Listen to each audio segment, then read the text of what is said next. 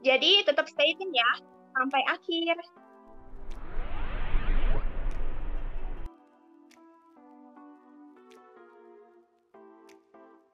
Oke, nah ini ya bentuknya mungkin waktu pelajaran biologi dulu sudah sangat familiar dengan bentuk sel saraf ini, teman-teman. Jadi ini sedikit saja lah ya bahwa memang satu saraf dengan yang lainnya itu pertukaran informasinya adalah dengan arus-arus listrik.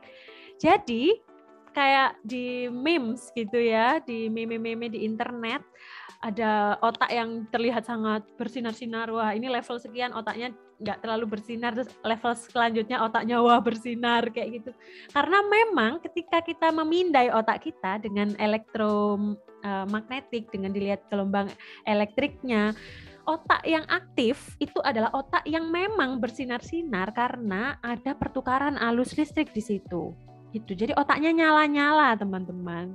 Jadi jangan ini ya, jangan dikira otak itu diam aja gitu atau ya seperti anggota tubuh lainnya, di dalamnya itu menyala-nyala gitu. Makanya kalau orang bahasa Inggris gitu ya, kalau orang yang pintar itu adalah orang yang bright kayak gitu. He's very bright. Nah, itu sepertinya ya cukup ilmiah juga gitu karena otaknya menyala-nyala dan sangat aktif seperti itu. Oke. Nah, antara satu sel saraf dengan sel saraf lainnya itu terjadi pertukaran informasi seperti ngobrol, ya kan? Nah, tapi kalau kita ngobrol dengan media bahasa, kalau sel saraf yang ada di otak kita ngobrol dengan media yang namanya senyawa-senyawa kimia. Bisa di next. Oke, mungkin ini ya tadi sedikit dulu tentang network. Bahwa semakin banyak apa yang kita ketahui maka akan semakin rumit ya network sel-sel saraf yang ada di otak kita. Nah, oke, next please. Nah, ini dia. Komunikasi antara satu sel saraf dengan sel saraf lainnya itu dinamakan sinapsis gitu. Nah, itu sangat akhirnya menentukan mengapa manusia itu bisa berperilaku sedemikian rupa. Itu adalah karena sel saraf kita telah melakukan komunikasi dengan anggota tubuh yang lain. Gitu teman-teman. Maka dari itu Joseph Leduc di tahun 2022 mengatakan bahwa you are your synapses. Bukan you are what you eat ya ternyata, tapi you are your synapses. Karena misalnya ya, as simple as misalnya aktivitas refleks. Ketika kita memegang sesuatu yang panas, maka apa yang kita lakukan? Nah, kita langsung menghindari sesuatu yang panas tersebut atau sambil berteriak, ouch, kayak gitu kan. Nah, itu adalah hasil dari komunikasi yang ada di sel-sel otak juga. Seperti itu. Jika itu terganggu, ada juga ke kondisi di mana sel otak, oh ya, sel ayah please. Oke, mohon maaf ya. Ada sedikit interupsi. Oke, nah itu ya.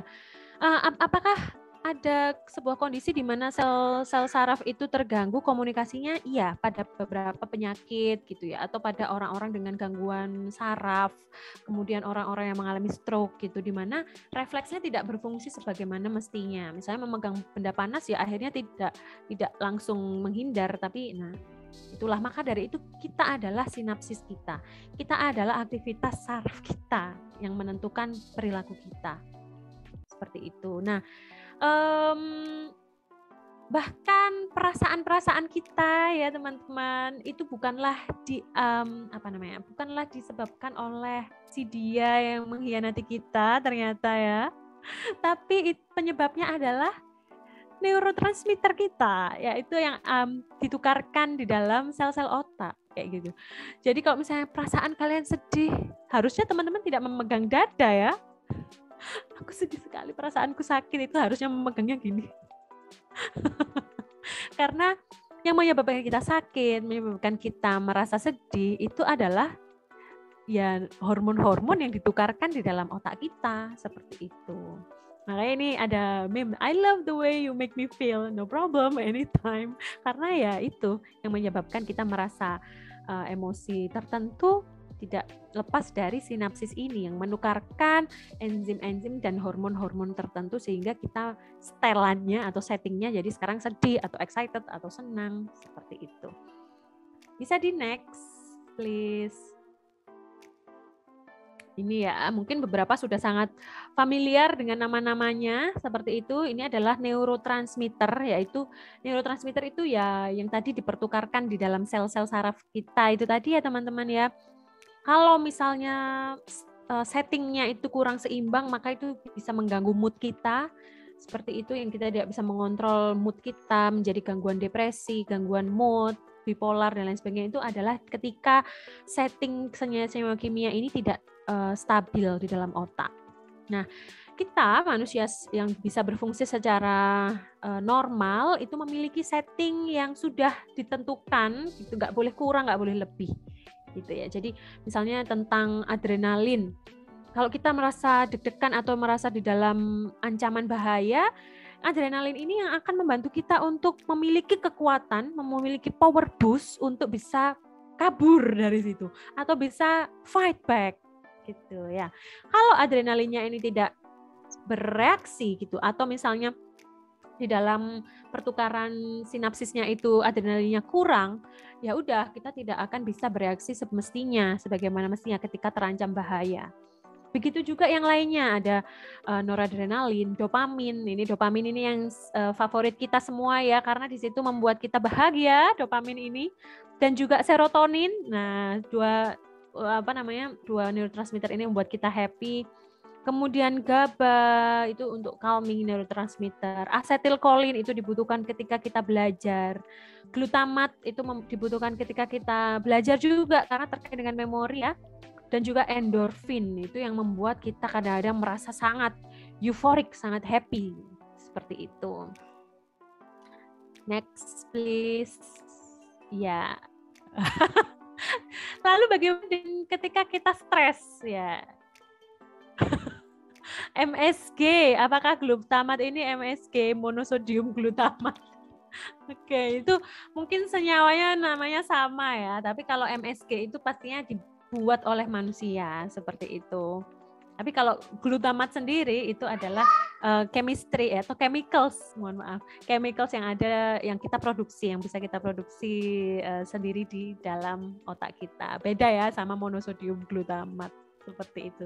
Oke, kita akan bahas bagaimana proses-proses yang ada di dalam otak itu bisa mempengaruhi perilaku dan juga apa yang kita rasakan ya teman-teman sekarang. Nah ini types of headache gitu ya, migrain, wah itu ada di sebelah kepala aja, hipertensi di belakang. Terus apa ini nggak kelihatan ya yang bawah ini. Nah, oh ya stres. Kemudian yang terakhir thinking about how to save semester itu semuanya merasa stres. Nah, kenapa sih kok kita bisa stres? Bisa diklik lagi PPT-nya. Oke, nah itu semua adalah karena peran-peran dari ini tadi neurotransmitter tadi teman-teman. Ketika kita merasa stres, maka di situ yang yang banyak ya, yang terproduksi banyak gitu, yang banyak membanjiri otak kita adalah kortisol dan adrenalin. Kortisol itu adalah hormon yang diproduksi ketika kita stres. Kadang membantu kita untuk kebut semalam atau misalnya ngerjain tugas di last minute. Kok tapi bisa ya, kok tapi menyelesaikan tugas dengan baik dan lancar ya, itu thanks to hormon kortisol ini, hormon stres kita kayak gitu yang menyebabkan otak itu langsung teraktivasi 200% rasanya ya. Nah, tapi hati-hati kalau misalnya kita bergantung pada hormon kortisol ini, lama-lama akan bisa juga menyusutkan volume otak. Nah, itu nanti bisa kita bahas di luar ini ya, forum aja. Nah, ketika kita merasa calm, di situ ada banyak hormon endorfin, oksitosin, serotonin gitu, dan dopaminnya lebih sedikit. Nah, itu adalah hormon-hormon cinta yang didambakan oleh semua orang ya kan? Oke, bisa di next lagi. Ya, diklik lagi. Oke, nah apa yang terjadi di dalam otak kita itu adalah menjadi kontrol panel semua yang terjadi di dalam tubuh kita. Seperti itu ya teman-teman. Jadi otak memerintahkan kita untuk melakukan sesuatu sesuai dengan lingkungan yang diproses oleh otak. Misalnya ketika ada dalam bahaya ya, otak kita merasa bahwa oh ini bahaya nih. Langsung sel saraf kita mengomandokan kepada seluruh anggota tubuh kita untuk bereaksi semestinya. Misalnya, ayo jantung kamu harus memacu lebih cepat karena kamu harus siap-siap untuk lari nih habis ini. Karena ada bahaya, makanya kita deg-degan tuh. Kemudian pupil mata juga membesar karena kita membutuhkan untuk melihat lebih jelas gitu ya, lebih detail dan lebih zoom. Kemudian dan lain sebagainya bisa dibaca sendiri ya, kadang merasa mules, terus merasa tegang ototnya dan lain sebagainya. Itu adalah salah satu bentuk bagaimana otak kita mempengaruhi apa yang kita lakukan atau perilaku kita. Oke, bisa di next. Nah, ya siapa yang nggak tahu quote ini sepertinya sangat amat populer. Dubito ergo cogito, cogito ergo sum, I doubt therefore I think therefore I am. Nah, itulah sejak zaman dahulu kala ya kita itu memang sudah terobsesi dengan apa yang namanya pikiran. Kayak gitu. Apa sih yang ada di dalam otak kita? Maka dari itu semakin kesini semakin banyak yang kita ketahui.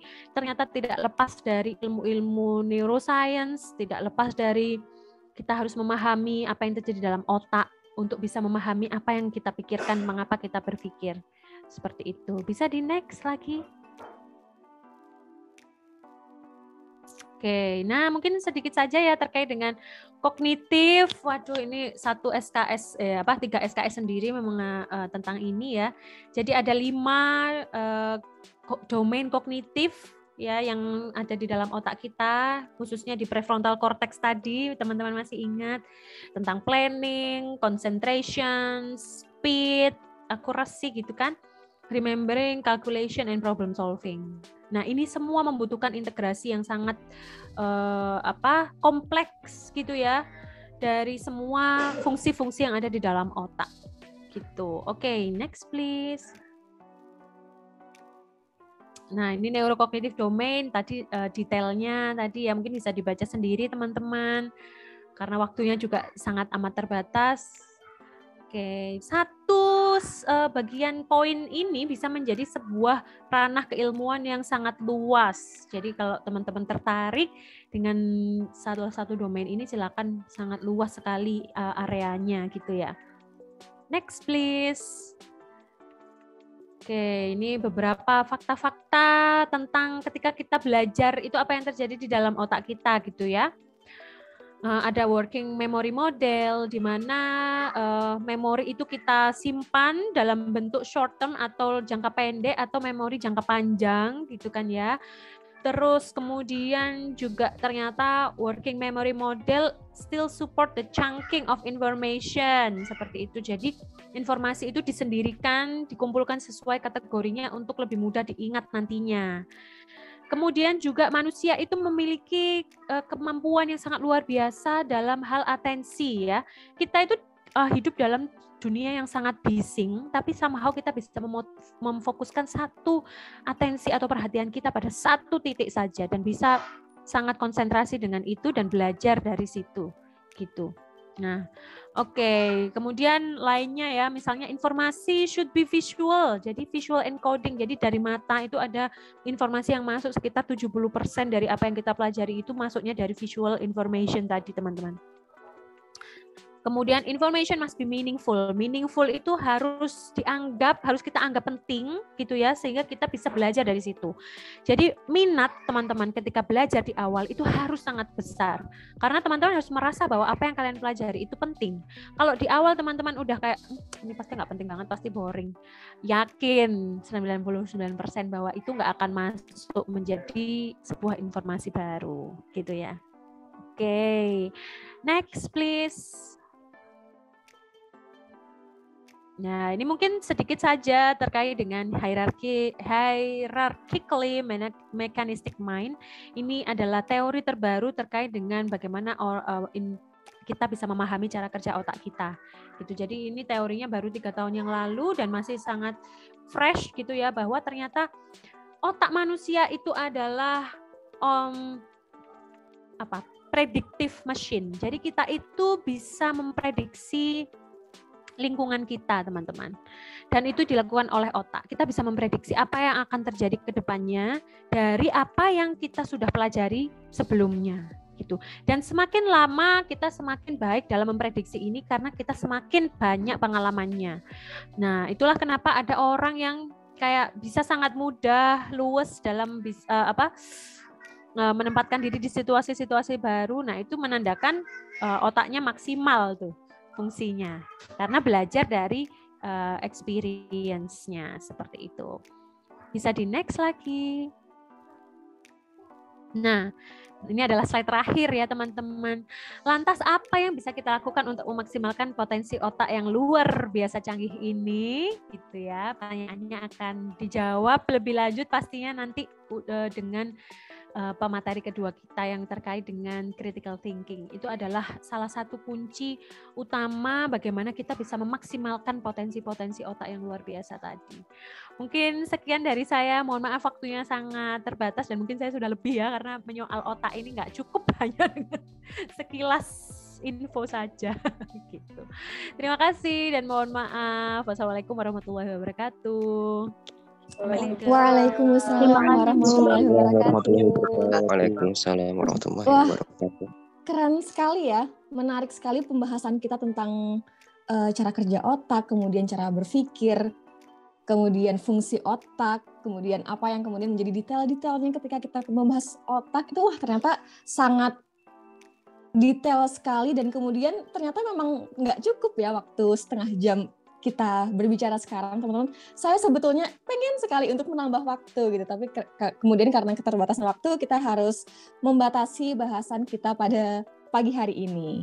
Nah, teman-teman, dengan pembahasan mengenai manusia dan akal yang baru saja kita dengarkan dan kita simak bersama-sama, jika teman-teman ada yang ingin bertanya kepada Bu Zia, dipersilakan untuk raise hand, kemudian nanti akan saya berikan kesempatan bagi yang ingin bertanya begitu. Karena waktunya terbatas, langsung raise hand saja ya teman-teman.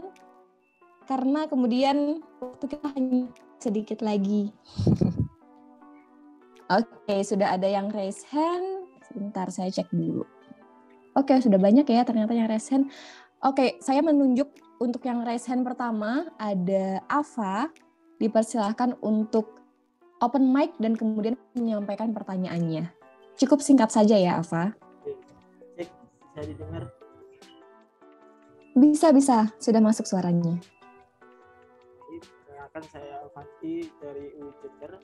Ingin bertanya, Bu. Kan belakangan ini saya alhamdulillah baca mengenai logika ya, meskipun masih belum paham. Nah, bidang telaah dari psikologi dan logika ini bedanya apa gitu?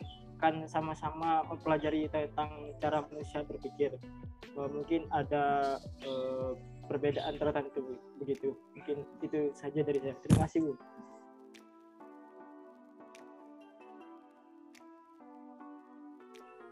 Baik, mungkin langsung saja Ibu dipersilahkan.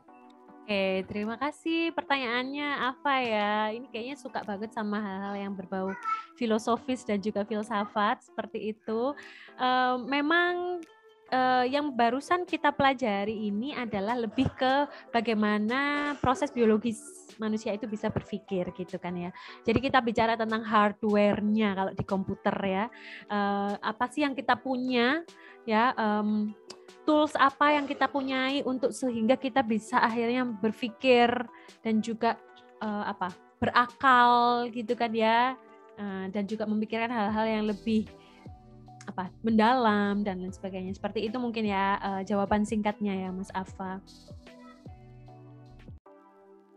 Sedangkan kalau bidang filsafat ya, kemudian juga yang lainnya ya, itu kita mempelajari apa saja yang dipersoalkan manusia dalam berpikir tersebut gitu. Jadi dengan tools yang ada, dengan hardware yang ada, ternyata kita bisa mengupas semua rahasia-rahasia di alam ini gitu yang dipikirkan oleh para pemikir seperti itu. Ini terlalu banyak kata-kata pikir. Mungkin itu jawaban singkatnya karena waktunya juga terbatas sekali ya, dan yang bertanya banyak. Terima kasih Mas Afa pertanyaannya. Oke, terima kasih Mas Afa, mudah-mudahan terjawab ya pertanyaannya. Nah, teman-teman, kita ada satu kesempatan penanya lagi. Jadi saya berikan kesempatan penanya berikutnya untuk yang raise hand kedua ya. Ada Mas Dimas Haryo, dipersilahkan untuk open mic dan menyampaikan pertanyaannya singkat saja.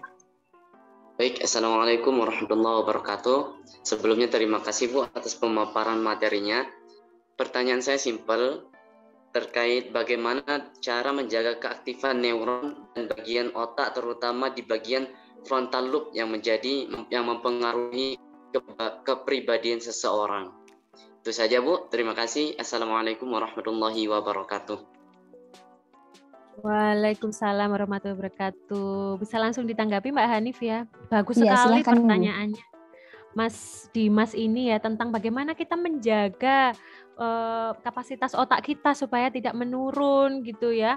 Karena memang betul sekali Mas Dimas, ada beberapa situasi gitu ya, ada banyak sekali hal-hal yang bisa mengganggu itu, bahkan situasi yang negatif khususnya ya, itu bisa menurunkan kapasitas otak kita dan secara biologis itu bisa menyusutkan volume otak kita. Lah, volume otak yang menyusut itu apa artinya? Berarti banyak sekali neuron-neuron atau sel-sel saraf tadi yang mati.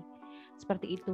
Kalau dari segi gangguan secara fisiknya, misalnya kalau kita terpapar dengan radioaktif kayak gitu, ada sangat terlihat jelas ya kalau otak terpapar radioaktif itu sel-sel otaknya langsung auto mengkeret gitu, mati.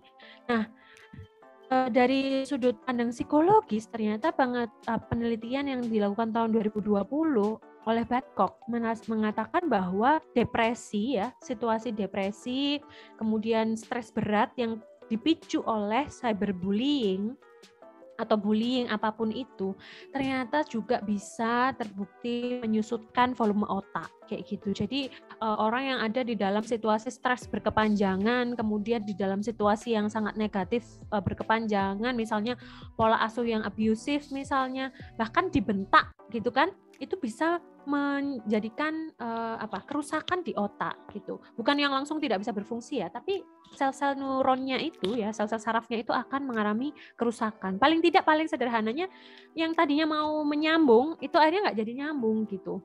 Padahal sel-sel otak itu harus nyambung satu dengan yang lainnya agar bisa meningkatkan kecerdasan kita gitu kan ya. Jadi bisa dibayangkan sendiri kalau misalnya itu terjadi tidak jadi nyambung, sel-sel otaknya itu hilang, apa yang akan terjadi. Nah, sebaliknya kita juga sangat amat bisa Mas Dimas untuk bisa meningkatkan kapasitas otak kita dengan cara dilatih.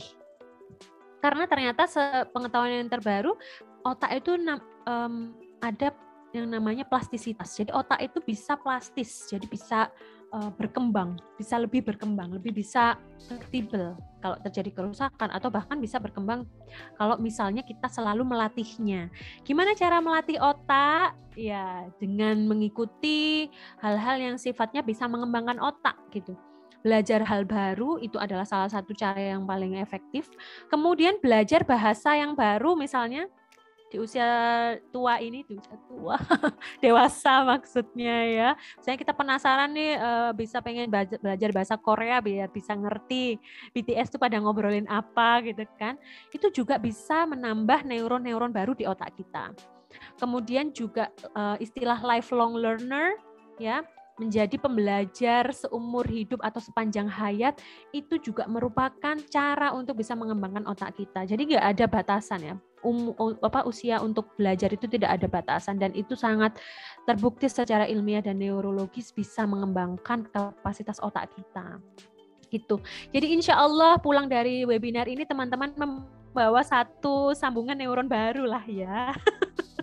Mungkin yang didapatkan apa terkait dengan salah satu PPT saya tadi. Hopefully, amin. Terima kasih pertanyaannya Mas Dimas, semoga menjawab. Baik, terima kasih kepada Ibu Zia atas jawabannya dan Mas Dimas yang sudah bertanya, dan mohon maaf kepada teman-teman yang lainnya karena kita terbatas sekali waktunya. Jadi untuk teman-teman yang sudah raise hand, mungkin nanti pertanyaan bisa disampaikan ke panitia yang kemudian bisa disampaikan kepada Bu Zia, begitu ya Bu, ketika jika teman-teman masih ada yang ingin ditanyakan dan didiskusikan. Baik, karena sudah hampir di penghujung dari sesi pertama kali ini, dipersilahkan kepada Ibu Zia untuk menyampaikan closing statement dari materi mengenai manusia dan juga akal. Oke, sebelumnya saya terima kasih sekali terhadap teman-teman yang sangat antusias bertanya. Saya merasa bersalah karena tidak bisa menjawabnya. Maka dari itu terbuka sekali teman-teman yang ingin bertanya tentang apapun itu melalui DM Instagram saya. Nama gaul saya di internet adalah Zia Jijo gitu. Nanti silakan dicari aja. Saya insya Allah open DM saya untuk pertanyaan-pertanyaan terkait dengan neurokognitif ini. Seperti itu, dan juga selamat belajar karena masih ada satu materi selanjutnya. Terima kasih atas kesempatannya ya teman-teman, semoga bermanfaat. Itu saja dari saya. Terima kasih Mbak Hanif. Wassalamualaikum warahmatullahi wabarakatuh. Waalaikumsalam warahmatullahi wabarakatuh. Ya, sekali lagi saya ucapkan terima kasih kepada Bu Zia telah menyampaikan materi yang luar biasa dan juga membuka wawasan baru kita ya teman-teman, menyambungkan satu neuron pada otak kita. Oke, teman-teman saya izin untuk menyampaikan sedikit resume pada sesi pertama kali ini bahwa kemudian otak kita itu ternyata ada 3 bagian ya teman-teman. Ada batang otak, kemudian area sistem limbik dan juga cerebral cortex yang kemudian di dalamnya itu terdapat banyak sekali neuron. Dan kemudian neuron ini akan tumbuh dan terhubung dari waktu ke waktu, masa ke masa. Dan teman-teman ketika kita sebagai individu itu semakin banyak belajar, maka kemudian neuron itu akan semakin terhubung dan semakin banyak neuronnya. Makanya kita hendaknya tidak berhenti untuk belajar menjadi lifelong learner sehingga kita terus terhubung neuronnya dan semakin berlekuk-lekuk ya otaknya, karena kemudian itu akan menjadi sebuah otak yang bagus dan baik gitu. Dan dengan mengikuti webinar School of Thinking ini tentunya akan menjadi menambah ilmu teman-teman dan mudah-mudahan bermanfaat bagi kehidupan teman-teman semuanya. Saya selaku moderator mohon maaf apabila ada salah kata dan kekurangan dalam membantu acara materi pertama pada manusia dan akal pada webinar School of Thinking kali ini. Sebelum kita tutup dan diserahkan ke MC, saya izin untuk menyampaikan sertifikat kepada Bu Zia sebagai ucapan terima kasih dari panitia untuk Bu Zia karena sudah membagikan ilmunya kepada kita semuanya. Untuk sertifikat akan disampaikan secara langsung oleh founder Ruas, Caca. Disilahkan. Ya, terima kasih kepada moderator. Ya, terima kasih kepada Bu Zia ya Bu. Sudah membawakan materi yang sangat luar biasa. Ya, ini sebagai simbolis dari ruang singularitas kepada Bu Zia. Oke, terima kasih Bang Caca. Saya terima sertifikatnya sebagai penghargaan setinggi-tingginya ya dari ruang singularitas. Semoga kedepannya selalu sukses dan semangat untuk memperluas keilmuan. Terima kasih. Sama-sama Bu. Amin. Nah, untuk mengabadikan momen kita pada pagi hari ini, teman-teman, kita akan berfoto bersama terlebih dahulu. Apalagi di sini ada Bu Zia juga. Jadi kita abadikan momen kita kali ini supaya kelak menjadi kenang-kenangan kita dan menjadi saksi gitu ya bahwa pada hari Minggu ini kita sudah belajar bersama-sama mengenai manusia dan akal. Boleh disilahkan untuk menyalakan kameranya, teman-teman semuanya. Bagi yang belum menyalakan kameranya, dan mohon untuk teman-teman panitia untuk dibantu screenshot untuk foto bersama kali ini. Oke, saya hitung ya teman-teman. Boleh diperlihatkan wajah yang antusias dan happy-nya. Oke, 1, 2, 3. Sekali lagi, 1, 2, 3. Oke, terima kasih banyak teman-teman. Saya selaku moderator sesi pertama izin untuk undur diri. Wabillahi taufik wal hidayah. Wassalamualaikum warahmatullahi wabarakatuh. Waalaikumsalam warahmatullahi Waalaikumsalam warahmatullahi wabarakatuh. Waalaikumsalam warahmatullahi wabarakatuh. Ya, terima kasih kepada Teh Hanif yang telah memandu untuk sesi pertama, dan terima kasih kami ucapkan kepada Ibu Zia ya yang sudah memaparkan materi yang sungguh-sungguh luar biasa. Dan memang membicarakan manusia dan akal ini tiada hentinya. Tadi juga saya lihat sendiri gitu ya, pertanyaan dari para teman-teman itu sungguhlah banyak ya. Berarti itu menandakan teman-teman sangat antusias pada webinar hari ini. Oke,